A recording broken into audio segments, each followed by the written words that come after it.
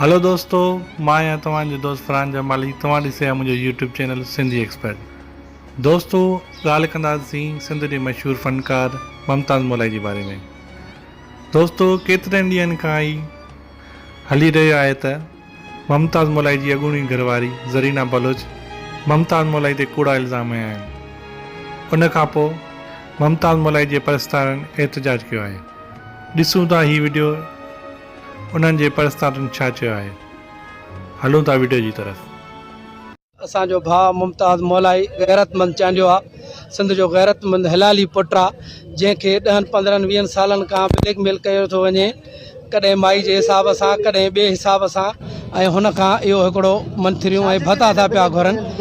इहो हिकिड़ो ग्रुप आहे जेको 2-3 ॾींहंनि में ज़ाहिर थींदो।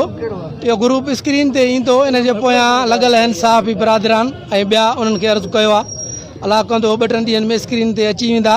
हिन खां कई आहे, चोरी कोन कई आहे, हिन रुपयो टक मुमताज़ मौलाई खे ब्लैकमेल कंदा आहिनि हर 6 महीने, हर 12 महीने। अहिड़ी काई बि ॻाल्हि कान्हे का। इन्हनि जो हिकिड़ो ग्रुप आहे। इहे अॻे मंथरियूं वठंदा हुआ, हाणे उहे माण्हू माना अहिड़े हिसाब सां उहो इंशाअल्लाह ताला 2-3 ॾींहंनि में अची वेंदो। साफ़ खपे। रोज़ हर 6 महीने उन सां मसलो को न को आहे। हिन महिल बि कूड़ा इल्ज़ाम लॻनि था। हिकिड़ी औरत आहे जो हुन घरवारी हो, हिन महिल हुनखे ब्लैकमेल करे दो। ग्रुप आहे, ग्रुप गॾियल आहे। पहिरों घरवारी हो त डिवोर्स थी वियो, हिनखे 15 साल गुज़री विया आहिनि। इंसाफ़ खपे। वो कूड़ा केस थो हणे। हुनजो ग्रुप हिकिड़ो गॾियल आहे, लाड़काणे जो ग्रुप आहे। ख़बर न आहे एतिरो ज़ाहिर थींदा।